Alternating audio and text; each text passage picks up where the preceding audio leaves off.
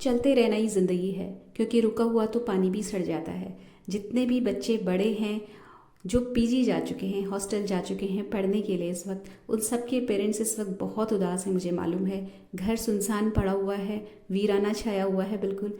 लेकिन ये हमारी ज़िंदगियाँ यहीं पर ख़त्म हो गई।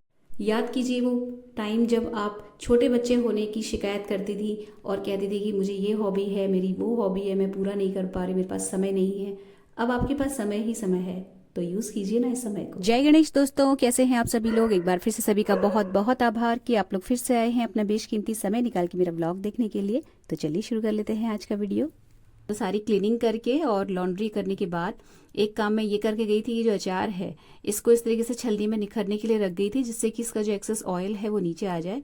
उसके बाद नहा के फिर मैं वॉक पे चली गई थी। तो जब आई हूँ तो इसका पूरा ऑयल नीचे चला गया है और ये बिल्कुल ड्राई हो गया है। और ये मैंने इसलिए किया क्योंकि इसको मुझे भेजना था अपनी डॉटर को, तो वो साथ में लेके जाएगी।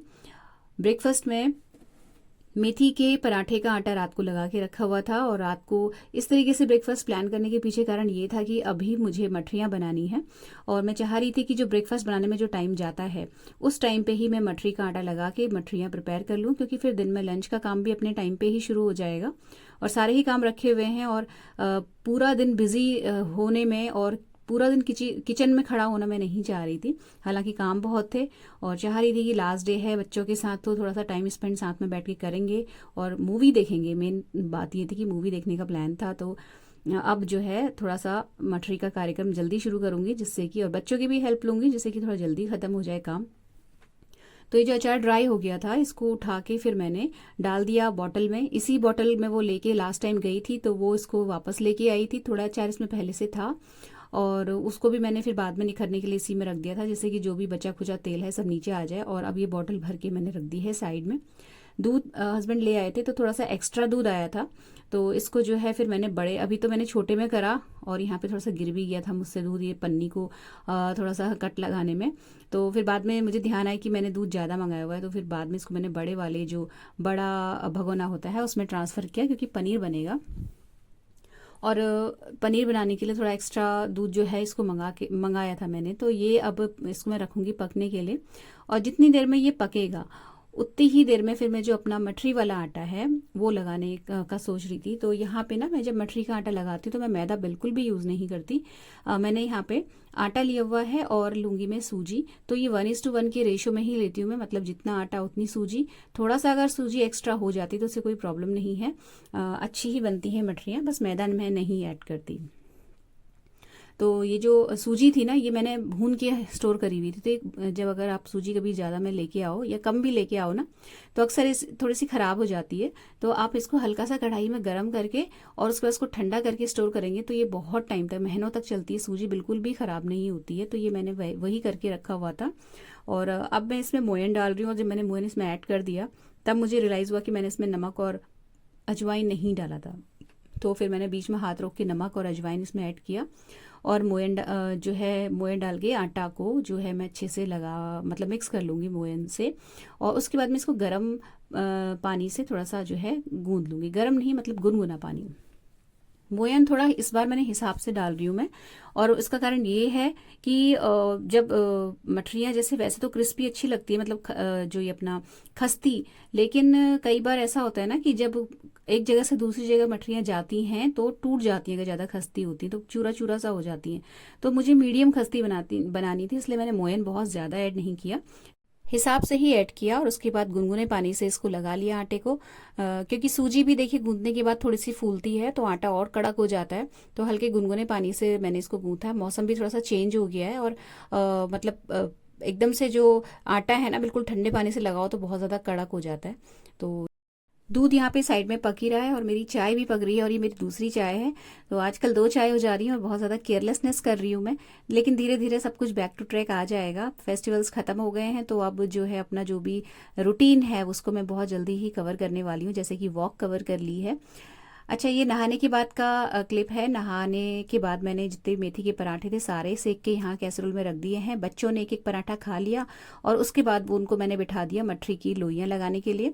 हस्बैंड का ब्रेकफास्ट लगा के रख दिया है और बच्चे जो हैं यहाँ पे अपना जो अनार मैंने छील के लास्ट नाइट रखा था वो खाते जा रहे हैं। और ये इस डिब्बे में थोड़ा आटा मैंने आधा बच्चों को दे दिया और आधा यहाँ पे रखा है जिससे कि इसको हवा लग के ये सूखे ना। तो ये अनार खा रहे हैं बच्चे। तो अभी दोनों ही जो है बुखार से उठे हैं, तो मैं चाह रही हूँ कि दोनों अच्छी डाइट लेके थोड़ा सा रिकवर कर लें, इसलिए इनको अनार वगैरह रोज़ खिला दे रही हूँ मैं। लंच के लिए भटकी दाल को मैंने तड़का के रख दिया है। छोटी बेटी को उड़द की दाल की खिचड़ी खानी थी और बड़ी बेटी को भटकी दाल खानी थी, तो उसके लिए चावल भी भिगाने हैं, तो चावल निकाल दिए हैं। और लोहे की कढ़ाई मैंने जिसमें भटकी दाल तड़काई थी उसी में मैं लहसुन क्रश करके डाल दे रही हूँ और इसी में मैं आटा भून लूँगी और बाद में सारी चीज़ों को अलग करके फिर इसी कढ़ाई में मैं जो है मठरियों को तलूँगी। तो लंच का थोड़ा सा प्रिपरेशन पहले से करने में ये रहता है कि अगर मठरी बनाने मुझे थोड़ा लेट हो भी गया तो मेरे पास ऑप्शन रेडी रहेगा, फटाफट से मुझे बस ये सारा काम मसाला वसाला भून के साइड में रखना है और इसी कढ़ाई में मुझे लोहे की जो है भटकी दाल बाद में छौंक देनी है, तो तैयारी मेरी पहले से हुई हुई रखेगी, तो मुझे कोई बाद में दिक्कत नहीं होगी। और ये जो लहसुन है ये क्रश करा हुआ यहाँ पे मैंने डाल दिया और इसी में मैं आटा भून लूँगी। और ये आटा भूनने के बाद मैंने भट वाली जो थाली थी उसी में निकाल लिया है और ये कढ़ाई को नैपकिन पेपर से पोंछ लिया। इसी में मैं अब मठरियों को तल लूँगी। तो खिचड़ी निकाल के रख दी है, चावल निकाल के रख दिए हैं, दोनों को पानी डाल के मैं छोड़ दूंगी, बीच बीच में धोती रहूँगी। हस्बैंड ब्रेकफास्ट कर रहे हैं और मैंने ये दूध में पनीर विनेगर और पानी का सॉल्यूशन ऐड कर दिया, तो ये कडल हो जाएगा यहाँ पे इतनी देर में। तो मेरा प्लान ये था कि मठरी बनाने से पहले मैं पनीर बना के साइड में रख लूं और लंच का जो जितना भी काम है वो सारा समेट लूं।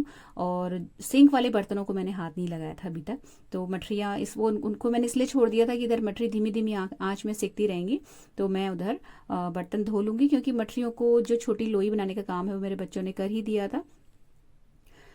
तो जब मैं बेलने के लिए बैठी ना यहाँ पे, तो मुझे रियलाइज़ हुआ कि जो मठरी की लोइयाँ हैं हल्की सी बड़ी बना दी है बच्चों ने। तो बीच में वो पूछने आई थी, तो मैंने उसे बोला कि इसमें से थोड़े थोड़े पीस कट करके इनको छोटा करो। तो फिर वो वहीं नीचे परात लेके बैठ गई मेरी बेटी, और वो वहाँ पे जो लोइयाँ हैं उन्हें थोड़ा थोड़ा तोड़ के छोटा कर रही है। और यहाँ पे जितनी लोइयाँ फ़िलहाल बिल गई थी वो मैं उनमें फोक से छेद करके हल्का हल्का दोनों साइड से फिर मैं उनको कढ़ाई में छोड़ दूंगी। इधर जो पनीर में मैंने दूध में जो विनेगर वाटर का सॉल्यूशन डाला था ना, वो उससे दूध कडल हो गया, तो इसको मैं छानूंगी। इसको छानने के लिए मैंने जो छलनी है उसमें कपड़ा लगा के साइड में रेडी करके रखा हुआ है। और इन मठरियों को पहले मैं छोड़ दूंगी तेल में और उसके बाद पनीर को छानूंगी। तो ये वाला जो बैच है ना, ये जब चला गया उसके बाद बाकी जितना भी आटा बचा हुआ था मठरी वाला, वो सारा जो है छोटा लोई उसकी साइज़ का, मतलब लोई का जो साइज़ है वो छोटा करा बेटी ने। उसके बाद फिर मैंने उनको बेला, क्योंकि बहुत फैल जा रही थी मठरियाँ, क्योंकि बहुत ज़्यादा बड़ी साइज़ की भी मठरी अच्छी नहीं लगती है।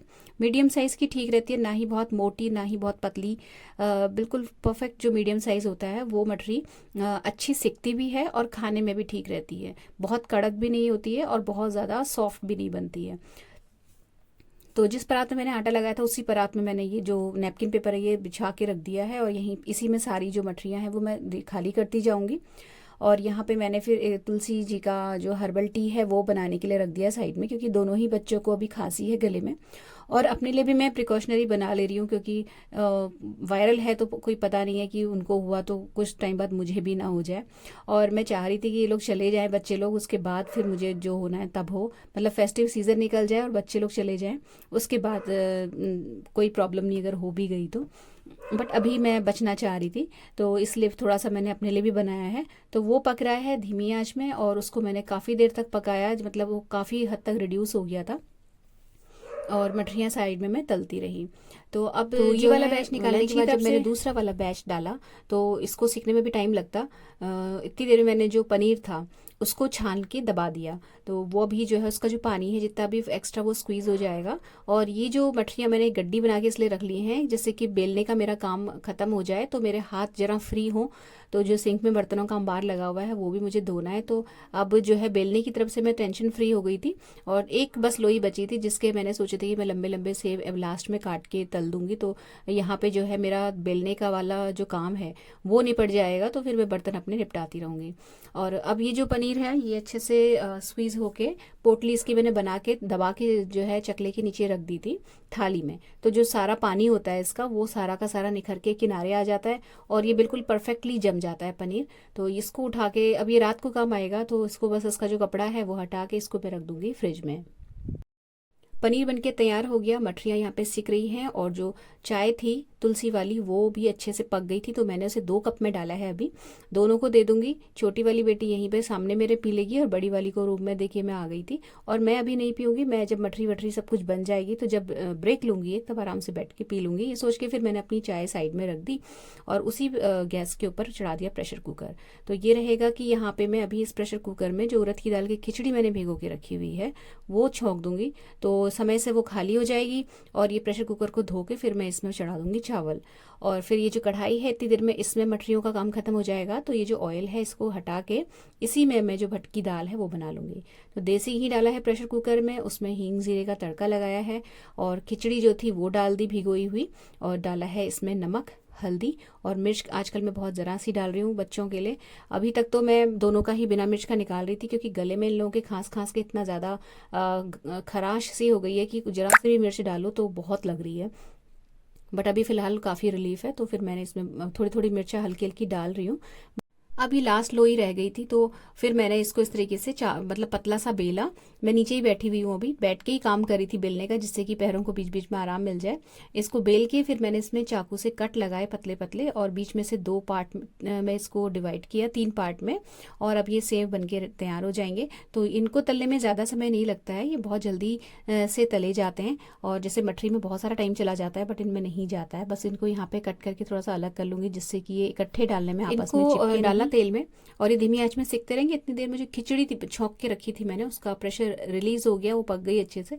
तो उसको कर दूंगी मैं अब कैसरोल में खाली। तो गरम गरम ही खिचड़ी जो है कैसरोल में खाली इसलिए कर दे रही हूँ टाइम से, जैसे कि ये एक तो ठंडी ना हो, क्योंकि ये लोग जो ये खिचड़ी है बच्चे लोग ये घी के साथ खाते हैं, देसी घी से।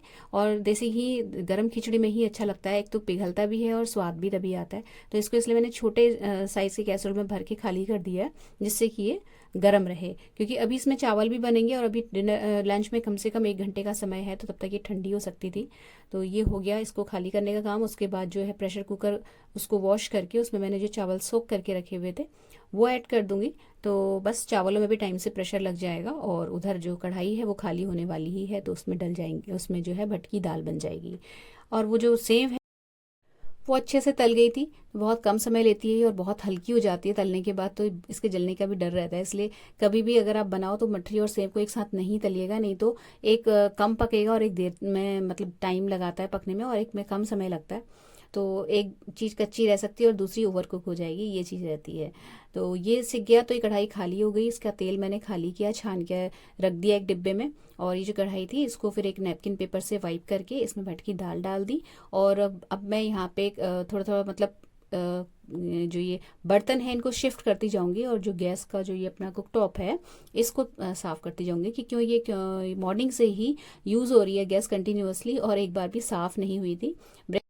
तो अब यहाँ पे मैंने गैस अच्छे से पोंछ दी है, चावलों में प्रेशर लग चुका है, और इनको मैं अब खाली नहीं करूँगी, क्योंकि 1:30 ऑलरेडी बज चुका था। तो अब आधे घंटे बाद लंच लग ही जाएगा सबका, तो फिर मैंने इनको खाली नहीं किया। इतनी जल्दी ठंडे नहीं होंगे चावल। गैस अच्छे से पोंछ दी, और इसके बाद मैंने अपनी जो चाय है वो गर्म करी, और फिर मैं अब बैठ के पीऊँगी चाय आराम से। भटकी दाल अब धीमी आंच में पक रही है। तो भटकी दाल को यही रहता है कि आप जितनी देर तक पकाओगे उतनी ही ज़्यादा स्वाद होती है।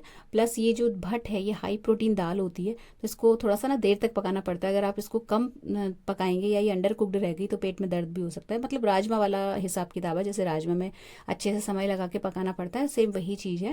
और बहुत स्वाद लगती है, जितनी देर तक पकाओ उतनी ही अच्छी लगती है। तो मठरी बन के रख दी है। जितने बर्तन सिंक में लगे थे वो सारे मैंने एक बारी के धो के लगा दिए हैं, और ये दूसरी बारी के धुल के मैंने निखरने के लिए रखे हैं। और उसके बाद फिर मैंने अपनी चाय छानी, और मैं आ गई हूँ बाहर अपना लॉबी में बैठ के आराम से चाय पीने के लिए। तो बच्चे कपड़े लेके आ गए थे, और यहाँ पे उसने अच्छे से गड्डी वड्डी बना के बढ़िया से फोल्ड करके रख रही है वो, और मैं पी रही हूँ चाय।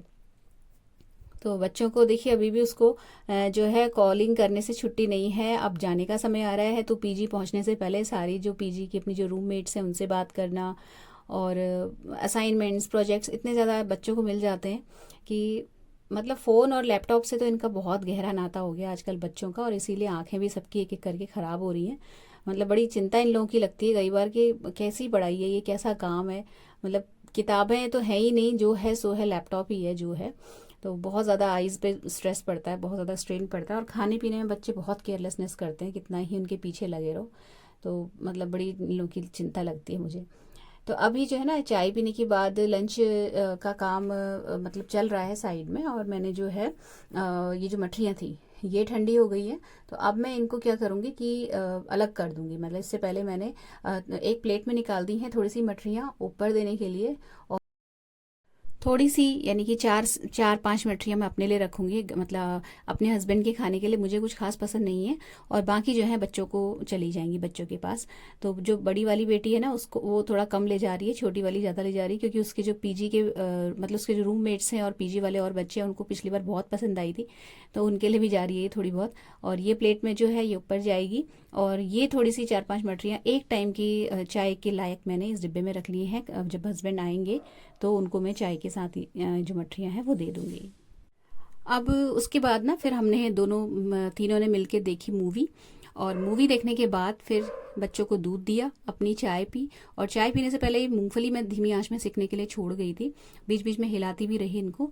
और अब बनेगी परवल यानी कि मुरमुरे वाली नमकीन। तो ये शाम की सारी क्लिप्स हैं, मतलब ये संध्या पूजा करने के बाद की क्लिप है। तो ये जो कड़ी पत्ता है ये लास्ट डे मेरे हस्बैंड लेके आए हुए थे, और ये मैंने धो के सुखा के रखा हुआ था।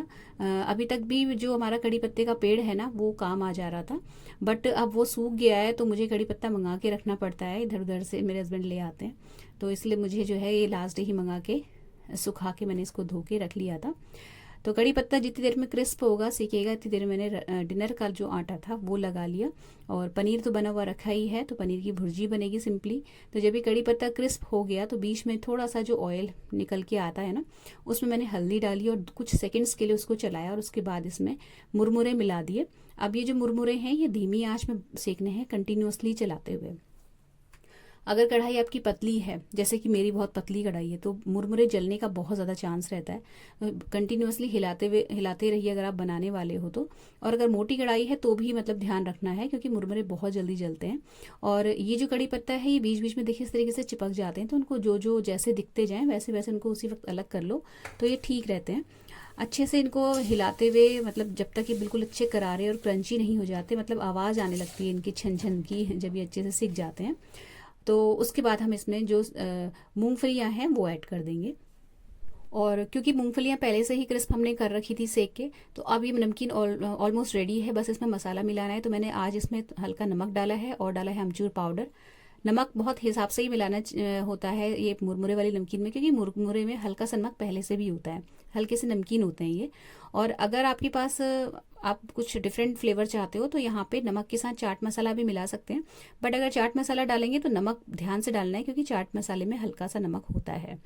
तो चॉइस आपके ऊपर है। फिलहाल मैंने नमक और अमचूर पाउडर डाला है। दोनों बच्चों को यहाँ पे एक एक बार मैंने स्टीम दिलवाई, एक बार ये मॉर्निंग में ले चुके हैं और एक बार ये रात को सोते समय लेंगे। रात का डिनर फिर उसके बाद मैंने सीधे बना दिया था पनीर की भुर्जी, आटा मैंने लगा ही दिया था। और उसके बाद बच्चे इधर उधर टहलने चले गए, और मैं यहाँ पे आ गई हूँ जो है अपना अनार यहाँ छील रही हूँ। तो अब नेक्स्ट डे बच्चों ने जाना है, जो लास्ट नाइट मैंने अनार छीले थे वो बच्चों ने मॉर्निंग में खा लिए, और अभी जो छील के रखूँगी वो मतलब मैं डाइनिंग टेबल में रख देती हूँ। तो जब बच्चे चलते फिरते देखते हैं ना तो चम्मच से ले लेके खाते रहते हैं, तो इस बहाने पेट में चला जाता है। और थोड़ा सा इम्यूनिटी के लिए भी अच्छा है, वीकनेस भी दूर होती है। और मतलब यहाँ तो खा सकते हैं बच्चे, फिर चले जाते हैं, फिर वहाँ कौन इनको खिला रहा है, और खुद लेके खाने वाले में से होते नहीं हैं आजकल के बच्चे। तो कोशिश मैं यही करती हूँ कि जितना अच्छा खाना हो सके उतना खिला दूँ, थोड़ा अपने मन को शांति मिल जाती है। तो अनाज छिल के यहाँ पे रख दिए और डिनर बन गया है। और चटनी भी बनेगी, तो चटनी के लिए मैंने थोड़ा सा हरा धनिया जो है भिगो के रख दिया था। और हरा धनिया एक्चुअली मैंने बीना भी अभी ये रखा हुआ था लाके, बट मैंने साफ़ करके नहीं रखा था, तो थोड़ा सा बीन के भिगो दिया था पहले ही, बाकी बाद में साफ़ किया, उसके बाद अनार छीले। पनीर की भुर्जी मेरी यहाँ पे भुन रही है धीमी धीमी आंच में। और चटनी का जो मसाला होता है, लहसुन और ये अपना हरी मिर्च, नमक, टमाटर, ये सब मैंने एक जार में डाल के रखा हुआ है। बस जैसे ही धनिया धुलेगा वो डाल दूंगी मैं और चटनी पिस जाएगी। आटा तो लगा ही दिया था। और ये जो चटनी है ना टमाटर लहसुन वाली, ये मेरी छोटी बेटी को बहुत पसंद है। और क्योंकि उसको अभी तक फ्लेवर नहीं आ रहा था बुखार की दवाइयाँ और एंटीबायोटिक्स वगैरह खाने की वजह से, तो फिर ये चटनी पीस नहीं पाई थी। और पिसी भी थी तो उसको मतलब स्वाद तो पता चल नहीं रहा था, इतना ज़्यादा मतलब टेस्ट इफ़ेक्ट हो जाता है एंटीबायोटिक्स खा के। तो आज जो है उसके लिए चटनी पिस रही है और उसी के मन का जो डिनर है वो भी उसी का फेवरेट वाला डिनर है। तो चटनी पिस गई तो इसे मैं कर लूँगी खाली। रोटियां सेक के बच्चों को खिला दिया था, अपना बना के रख दिया था। तो फ्रेंड्स ये था आज का छोटा सा सिंपल सा व्लॉग। अगर अच्छा लगा हो तो प्लीज़ वीडियो को लाइक शेयर ज़रूर कीजिएगा, चैनल को सब्सक्राइब करना मत भूलिएगा। मिलते हैं अगली वीडियो में। Till then take care, stay healthy, happy and positive. Thank you.